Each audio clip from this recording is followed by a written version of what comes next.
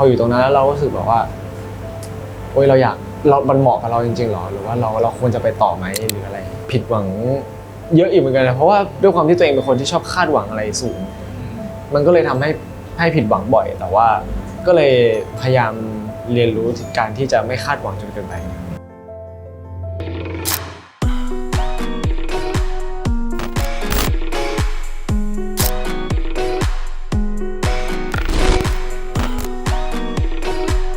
คิดว่า24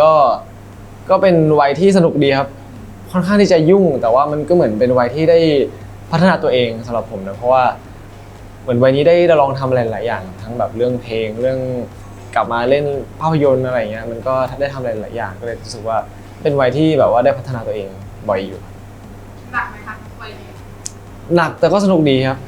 ก็แบบว่าได้เรียนอะไรใหม่ๆตลอดเวลา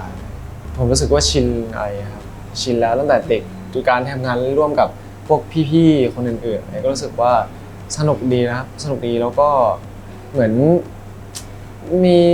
ได้ลองใช้ประสบการณ์เขาเรียกว่าได้คนพบประสบการณ์ใหม่ๆนะครับเดี๋ยวเวลาแล้วก็การเข้าสังคมอะไรอย่างนี้ด้วยพอเราทำงานตั้งแต่เด็กเรารู้ว่าการวางตัวต่อหน้าแบบว่าพวกสตาฟคนอื่นๆหรือว่าแบบว่าการทำงานร่วมกับคนอื่นเราต้องทำยังไงอะไรต้องมีความเป็นมืออาชีพอะไรยังไงก็คิดว่าช่วยได้เยอะครับที่แบบว่าเราทำงานแต่เด็กอะไรก็ไม่ได้ค่อยได้แตกต่างพอขนาดนั้นแต่ว่าก็จะเป็นเรื่องแบบฝั่งเกาหลีเขาจะเป็นแนวรีบแนวเร่งรีบแบบทุกอย่างต้องเป๊ะอะไรอย่างเงี้ยแต่ฝั่งเราทุกอย่างก็จะแบบว่าเคชิลแบบว่าเราเน้นบรรยากาศที่มันแบบทำงานที่แบบสนุกผมก็ยังรู้สึกตื่นเต้นนะยังรู้สึกตื่นเต้นกับประสบการณ์ใหม่ๆที่เข้ามาเสมออะไรอย่างเงี้ยทั้งแบบว่ามันเหมือนได้เราได้ลองทำอะไรที่ยังไม่เคยได้ทำอะไรมันก็เลยรู้สึกแบบตื่นเต้นเวลาแบบว่ามีอะไรใหม่ๆเข้ามา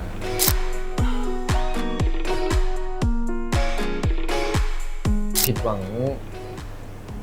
เยอะอีกเหมือนกันนะเพราะว่าด้วยความที่ตัวเองเป็นคนที่ชอบคาดหวังอะไรสูงมันก็เลยทำให้ผิดหวังบ่อยแต่ว่าก็เลยพยายามเรียนรู้การที่จะไม่คาดหวังจนเกินไปด้วยความที่ผมไปใช้ชีวิตอยู่ต่างประเทศผมไปเดบิวต์อะไรเงี้ยมันเหนื่อยมากกับการที่อยู่ตรงนั้นโดยที่ตัวคนเดียวแบบว่ามันไม่รู้สึกเหมือนตอนที่เราอยู่ประเทศไทยแล้วมีครอบครัวหรือเพื่อนอะไรอย่างเงี้ยพออยู่ตรงนั้นแล้วเราก็รู้สึกแบบว่าโอ๊ยมันเหมาะกับเราจริงๆหรอหรือว่าเราควรจะไปต่อไหมหรืออะไรเราก็ยังแบบคอยคิดตลอดก่อนนอนอย่างเงี้ยครับผมเอาจริงพอผมกลับมาประเทศไทยแล้วมาได้ใช้ชีวิตสบายๆนอนเฉยๆเลยมันก็จะมีความคิดเข้ามาในหัวว่าตอนนั้นมันก็สนุกดีนะอะไรอย่างเงี้ยอยากก็ยังแบบมีฟีลที่เรายังอยากจะแบบอยู่ซ้อมกับเพื่อนจนดึกดื่นยังแบบอยากมานั่งแต่งเพลงเล่นกันนู่นนี่นั่นมันก็ยังมีความคิดถึงตรงนั้นอยู่ตอนค่ายเก่าเนี่ยเราก็มีความรู้สึกว่าเรามีแพชชั่นเต็มร้อยที่ไปแล้วก็แบบพยายามแบบฝึกซ้อมแต่พอการกลับไปครั้งเนี้ยมันมีแพชชั่นไม่มากเท่าเหมือนเมื่อก่อนแล้วพอไปปุ๊บเราก็ต้องแบบเริ่มสร้างแพชชั่นให้ตัวเองใหม่ก็คือแบบว่าเราพยายามแบบพอไปถึงมันก็กลายรู้สึกแบบถูกปะวะเรากลับมาใหม่ที่มันแบบถูกปะวะอะไรอย่างเงี้ยก็ต้องพยายามแบบคอยรวบรวมแพชชั่นตัวเองใหม่อีกรอบถ้าให้ผมย้อนกลับไปผมก็คงจะเริ่มเหมือนเดิมนะครับจริงๆเพราะว่าเหมือนทุกอย่างมันปูมาให้เดินทางสายนี้อะไรอย่างเงี้ยแต่เด็กแล้วครับเพราะว่าจริงๆตอนเด็กผมก็อยากลองทำนู่นลองทำนี่เยอะเหมือนกันแบบอยากลองเป็นนักฟุตบอลอย่างนี้แต่ว่ามันก็จะมีอะไรให้มันแบบว่าผมต้องกลับมาเดินการแสดงผมเคยบอกแม่ผมอยากแบบเตะบอลจะเป็นเตะบอลมืออาชีพคือผมจริงจังเนี่ยจะไม่รับละครสุดท้ายมันก็ต้องมีอะไรให้แบบว่าต้องกลับมาการแสดงอะไรอย่างเงี้ยมันก็เป็นอีกอย่างหนึ่งที่ผมทำแล้วมันก็สนุกดีมันก็ไม่ได้แบบว่าเราทำแล้วเรารู้สึกแบบเราไม่สนุกเราไม่มีความสุขอะไรเงี้ยมันก็เป็นสิ่งหนึ่งที่ผมก็ยังชอบก็เป็นสิ่งที่ผมชอบด้วยครับพอเราทำงานแต่เด็กเรามีเงินขึ้นมาปุ๊บพอตอนเด็กเราอะไรที่เราซื้อของเล่นไม่ได้เราก็จะมาซื้อตอนโตแทนอะไรอย่างเงี้ยตอนนี้ทดแทนใช่ผมรู้สึกว่าตอนนี้ผมก็ยังแบบเล่นเป็นเด็กกับเพื่อนอยู่อะไรเงี้ยทำอะไรทุกอย่างที่เหมือนแบบตอนอายุ15 14 15คือแบบว่าฟีลแบบเล่นของเล่นก็ยังซื้อของเล่นมาเล่นอยู่ซึ่งตอนนั้นเราก็ยังไม่ได้แบบมีกำไรซื้อแต่พอเราเริ่มทำงานเก็บเงินมาแล้วก็โอเคสามารถซื้อเองได้อะไรมันก็ยังไงมันก็ยังมีความสุขอยู่ดี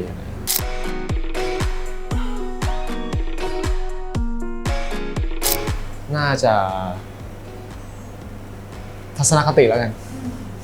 การเป็นย้อน mindset อะไรอย่างนี้ที่แบบว่าการใช้ชีวิตสำหรับผมรู้สึกว่า ผมก็ไม่ได้มองโลกในแง่ลบอะไรอย่างเงี้ยเวลาเราเจอคำพูดแย่ๆหรือเจอคอมเมนต์อะไรที่มันแย่ๆส่งผลกระทบต่อเราส่งผลกระทบต่อจิตใจเนี่ยมันก็ไม่ได้ทำให้ผมแบบเครียดหรือว่าแบบต้องไปจมปักอยู่อะไรอย่างเงี้ยนะถ้าเป็นเมื่อก่อนถ้าเป็นตอนเด็กคือผมก็คงจะแบบทำไมเขามาว่าเราทำไมไม่ได้อะไรเงี้ยแต่ตอนนี้คือรู้สึกว่าเราชิลมากกับแบบมีความสุขมากขึ้นเพราะว่าคนที่เหนื่อยก็คือเขาเองที่เขาแบบว่าคอยพิมพ์เราก็จะเก่งเคยคิดว่าเราอยากเป็นอย่างที่เขาคาดหวังไว้อะไรเงี้ยไม่อยากแบบโชว์แบบว่าอยากเป็นคนที่เพอร์เฟกต์ตลอดเวลาอะไรอย่างนี้มากกว่าแต่พอเริ่มโตขึ้นเรารู้สึกว่าบางทีคนเรามันก็ไม่ต้องแบบเพอร์เฟกต์100%ขนาดนั้นจริงๆมันก็เราก็คนทั่วไปครับมันก็มีแบบอะไรผิดพลาดกันได้คือแค่รู้สึกว่าเขาก็ไม่ได้ส่งผลกระทบอะไรต่อผมนะเขาแค่ทำได้แค่พิมพ์คำพูดแย่ๆลงไปทางเราแต่ว่าแล้วยังไงต่อเราก็ยังทำงานเหมือนเดิมเราก็ยังใช้ชีวิตเหมือนเดิมทุกอย่างทุกอย่างเหมือนเดิมเขาก็ไม่ได้มาแบบทำร้ายร่างกายอะไรเราเลยรู้สึกว่าเราก็ยังใช้ชีวิตอยู่ได้ผมก็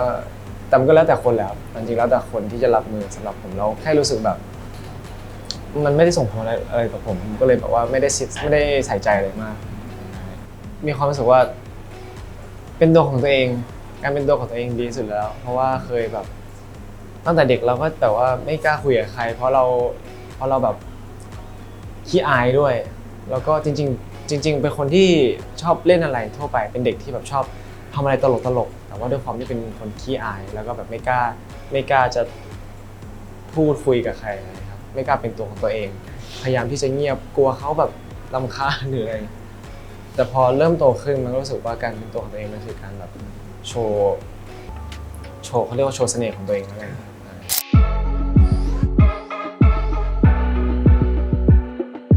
ผมรู้สึกว่าสนุกดีนะครับแบบทำงานกับเพื่อนด้วยความที่ผมทำงานคนเดียวตั้งแต่เด็กมั้งครับแล้วเวลาไปถ่ายละครหรืออะไรเนี่ยเราจะไม่มีคนรุ่นเดียวกันเยอะเท่าไหร่จะมีส่วนใหญ่ก็จะเป็นแบบนักแสดงรุ่นใหญ่อะไรเงี้ยเราก็ไม่รู้ว่าจะเล่นกับใครหรืออะไรด้วยความเป็นอย่างนั้นแต่เด็กมันจะมีความรู้สึกแบบเหงาแต่พอ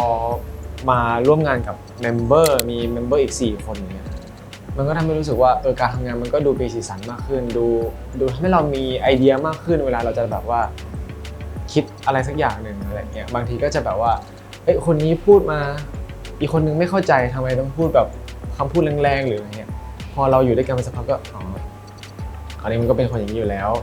นี่มันก็เป็นคนอย่างนี้แล้วอะไรเงี้ยมันค่อยๆปรับจูนกันไปเรื่อยๆจนแบบว่าโอเคตอนนี้เราก็แบบต่างคนต่างแบบเข้าใจกันอะไรยากสุดแล้วสำหรับผมนะสำหรับผมน่าจะเป็นการพูดออกมาตรงๆของผมผมเป็นคนที่ชอบเก็บเรื่องไว้กับตัวเองชอบไม่พูดออกมาเวลาแบบมีเรื่องอะไรที่ไม่โอเคหรืออะไรเงี้ยใช่เรื่องนั้นน่าจะเป็นเรื่องที่ยากสุดผมก็เป็นลีดเดอร์แล้วก็เป็นพี่คนโตของวงด้วยอะไรเงี้ยด้วยความที่จริงๆผมก็ไม่ได้แบบว่าเป็นคนที่มีนิสัยเป็นลีดเดอร์มาตั้งแต่แรกเราเป็นคนที่คอยตามมากกว่าที่จะเป็นคนนำอะไรเงี้ยตั้งแต่แบบบริษัทเก่าหรืออะไรตั้งแต่แบบว่าตอนเดบิวต์แรกๆเราก็จะเป็นคนที่แบบว่าคอยตามอย่างเดียวด้วยความที่เราเป็นต่างชาติด้วยการสื่อสารก็ยังไม่ได้ดีมากขนาดนั้นอะไรเงี้ยการเป็นลีดเดอร์มันก็ไม่ได้ง่ายสำหรับผมแล้วเราก็ต้องแบบว่าเป็นคนคอยตัดสินใจทุกอย่างอะไรเงี้ยแล้วคอยแบบว่าคอยเช็คแต่ละคนว่าแบบว่าโอเคไหมอะไรยังไงมีเรื่องอะไรที่ไม่โอเคแล้วก็บอกเขาเราอะไรแต่ด้วยความที่ผมเป็นพี่คนโตมั้งครับแล้วเขาก็เลยแบบว่าฟังง่ายขึ้นหมายถึงว่าเขาก็แบบคอยฟังเราเวลาเราพูดอะไรกดดันมากคือมันต้องทำอะไรหลายอย่างซึ่งเป็นสิ่งที่เรายังไม่เคยทำด้วยจู่ๆมาปุ๊บเราก็แบบเราเป็นลีดเดอร์เราต้องแบบเป็นคนนำเป็นคนที่แบบว่าคอยแสดงให้เห็นว่าเนี่ยถ้าลีดเดอร์เราแข็งแกร่งวงเราก็จะแข็งแกร่งอะไรอย่างนี้ซึ่งมันก็แบบว่ากดดันอยู่พอสมควรนะ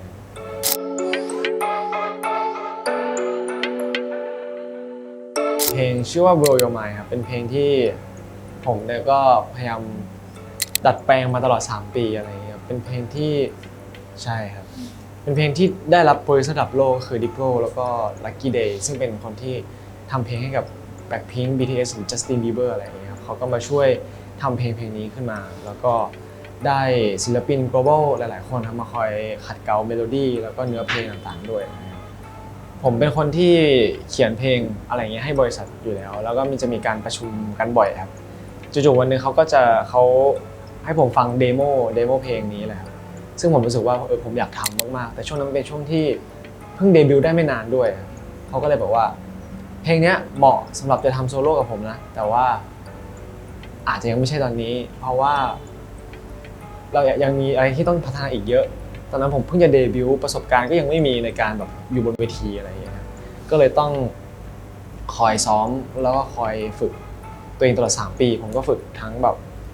การร้องแล้วก็เปลี่ยนเมโลดี้ท่อนฮุกเปลี่ยนเนื้อเพลงคิดสตอรี่ใหม่อะไรอย่างเงี้ยมันก็ปรับเปลี่ยนไปเรื่อยๆแล้วเราก็ส่งให้ทางฝั่งโปรดิวเซอร์เขาเรื่อยๆตลอดจนเขาแบบโอเคขึ้นมาแล้วผมคิดว่าช่วงนี้น่าจะเป็นไทมิ่งที่แบบว่าเหมาะแล้วสำหรับในการปล่อยโซโล่เพลงนี้ออกมาอะไรเงี้ยเพลงนี้มันพูดถึงถ้าเกิดเราถูกใครสักคนโดนแบบว่าดึงดูดทุกคนอาจจะมีความรู้สึกที่เวลาเราเจอใครที่เราชอบมันจะมีความรู้สึกแบบเราเหมือนเราโดนคนนั้นดูดเข้าไปในโลกของโลกภวังค์อะไรเงี้ยครับจะนอนก็คิดถึงจะทำอะไรก็คิดถึงอะไรเงี้ยเรารู้สึกว่าถ้าเกิดเรามีความรู้สึกแบบนั้นน่ะอย่ามัวแต่ลังเลให้เราลุยเข้าไปเลยฟีดแบ็กค่อนข้างดีพอสมควรเหมือน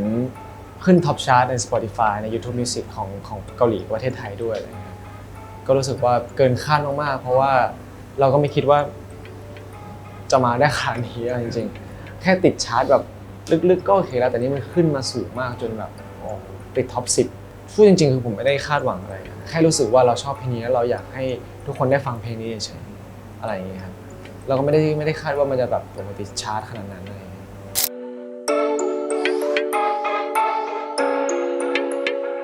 ตอนแรกคือจริงๆผมกับพี่ไม้เนี่ยรู้จักกันมาก่อนนี้อยู่แล้วแต่ว่ายังไม่เคยร่วมงานกันเราเคยแค่แบบว่าจะได้ร่วมงานอยู่แล้วจู่ๆมันก็จะมีอุปสรรคอะไรอย่างที่มันทำให้เราแบบว่าไม่ได้ร่วมงานกันอะไรก็เลยคุยกันว่าในอนาคตเราอยากร่วมงานกันจริงๆอะไรอย่างนี้จนจู่ๆวันหนึ่งเขาก็ติดต่อมาแล้วก็ลองส่งเรื่องย่อมาให้ผมกันแล้วก็พอลองอ่านปุ๊บรู้สึกว่ามันน่าสนใจดีมันแบบว่าเป็นบทที่ท้าทายแล้วก็เรายังไม่เคยได้ลองทำอะไรอย่างเงี้ยครับแต่ก็ยังมีเรื่องกังวลอยู่บ้างเพราะว่าด้วยความที่ผมไม่ได้แสดงมานานมันก็ยังแบบกลัวว่าเราจะเล่นไม่ได้แล้วหรือเปล่าอะไรอย่างเงี้ยไม่มีความไม่มั่นใจอยู่พอสมควรนะก็อ่านบทมาแล้วก็แบบลองดีไซน์ลักษณะการพูดน้ำเสียงหรือว่าแววตาของตัวละครนี้เวลาพูดแบบว่าจะต้องสื่อสารยังไงอะไรโมเมนต์เข้ากองวันแรกตื่นเต้นไหมได้กลับมากองรอบโมเมนต์เข้ากองวันแรกคือรู้สึกตื่นเต้นมากไปถึงกองตอนเช้าแล้วแบบมันคือบรรยากาศที่เราไม่ได้สัมผัสมาประมาณแบบเกือบ10 ปีอะไรอย่างเงี้ยพอมันกลับมาสัมผัสก็แบบทำให้คิดถึงตอนเด็กๆอยู่เหมือนกันพอมาถึงแล้วผมก็รู้สึกแบบมันเป็นการทำงานที่เหมือนไม่ได้มาทำงานมันเหมือนมาเจอเพื่อนมาเล่นกับเพื่อนอะไรอย่างเงี้ยก็เลยรู้สึกแบบว่าสนุกมากๆกองแล้วก็รู้สึกผูกพันกับกองภาพยนตร์เรื่องนี้เหมือนกันนะโชคดีที่เราบอกว่าเป็นคนที่เหมือนพอคุยกันแป๊บๆแล้วรู้สึกสนิทกันเร็วอะไรอย่างเงี้ยพอเราไปเจอเวิร์กช็อปกันวันแรกก็คือแบบว่าเจอกันครั้งแรกปุ๊บเก่งๆนิดนึงแต่พอเวิร์กช็อปหลังจากเวิร์กช็อปแล้วเรามานั่งกินข้าวด้วยกันคือทุกคนแบบเริ่มแบบมีสนิทกันแล้วเริ่มแบบเล่นกันแล้วอะไรอย่างเงี้ยตั้งแต่วันแรกที่เจอเลยตัวละครนี้ผมรู้สึกว่าเป็นตัวละครที่ซับซ้อนอยู่เหมือนกันครับก็รู้สึกเป็นตัวละครที่มันก็จะมืดไหมก็ไม่มืดจะสว่างมันก็ไม่สว่างอะไรเงี้ยเป็นแบบเทาๆตัวละครเทาๆที่มีความเก็บกดอยู่ในตัวอะไรอย่างเงี้ยครับเราต้องแบบสื่อสารในด้านนั้นให้ดีๆความท้าทายของตัวละครนี้ผมคิดว่าน่าจะเป็นการใช้ร่างกายคือรู้สึกว่าเรื่องนี้แบบใช้ร่างกายหนักมากๆครับทั้งมีดำน้ำมีเรียนเทควันโดขึ้นสลิงอะไรคือแบบว่าเรียนจบทุกอย่างคือลงไตรกีฬาได้เลยสำหรับผมหนักมากๆแล้วก็แต่ก็สนุกดีครับใช่ครับสำหรับผมน่าจะเห็นความทุ่มเทของพวกเราดีกว่าแล้วก็ฉากต่างๆที่เราแบบว่าได้ไปถ่ายสถานที่จริงครับแล้วก็ได้สัมผัสถึงความรู้สึกครบรสทั้งเมโลดี้ทั้งคอมเมดี้แล้วก็ทั้งความหลอนค ความเศร้าความมิตรภาพอะไรอย่างเงี้ย ซีนที่รู้สึกยาก อืม ประมาณไหนก็ที่พูดได้ ซีนที่รู้สึกยากน่าจะเป็นซีนถ่ายทำใต้น้ำครับเพราะว่าเป็นซีนที่เป็นครั้งแรกของผมด้วยที่ได้ถ่ายทำใต้น้ำแล้วก็มันมีปัจจัยอะไรหลายอย่างที่ทำให้วันนั้นทั้งวันอ่ะมันค่อนข้างที่จะถ่ายทำลำบากครับแล้วก็แบบยากมากๆสำหรับการถ่ายใต้น้ำอะไรอย่างเงี้ยครับว่าผมรู้สึกว่าผมเปลี่ยนไป รู้สึกว่าความจริงใจต่อกันเป็นเรื่องที่สำคัญมากๆอะไรอย่างเงี้ยสำหรับเพื่อนควรจะแบบพูดด้วยความจริงใจอย่าแบบว่าแบบว่าเขาเรียกว่าใส่หน้ากากเข้าหากันอะไรอย่างงี้ใช่ผมคิดว่าหนังเรื่องนี้ควรจะแบบพูดถึงหนังผีพูดถึงผีอย่างเดียวเลยอะไรเงี้ยแต่พอเราได้ลองดูจริงๆแล้วอะรู้สึกว่ามิตรภาพเขาเหมือนจะพูดเกี่ยวกับมิตรภาพมากกว่าเรื่องผีมากกว่าอยากให้ทุกคนมาดูกันเยอะนะอยากให้มันมีภาค2กันนะเพราะว่าคิดถึงเพื่อนๆอะไรเงี้ยถ้าเราก็ถ่ายกันเสร็จมาประมาณเกือบ2 ปีแล้วถึงได้ปล่อยออกมาแล้วรู้สึกว่าถ้าเรามีภาค2อีกก็คงจะแบบจะดีเนาะอะไรอย่างเงี้ยอยากให้อย่างแรกก็สัก100 ล้าน200 ล้านไปเลยจริงๆก็รู้สึกว่ามีไฟขึ้นมาจริงๆผมก็ชอบการแสดงอะไรอย่างเงี้ยแต่แค่รู้สึกว่าพอเราทำตั้งแต่เด็กบ่อยๆอ่ะแล้วมันก็มีความรู้สึกแบบเราอยากลองทำอย่างอื่นบ้างแต่พอเราได้ลองในทางด้านศิลปิน K-pop อะไรอย่างเงี้ยครับ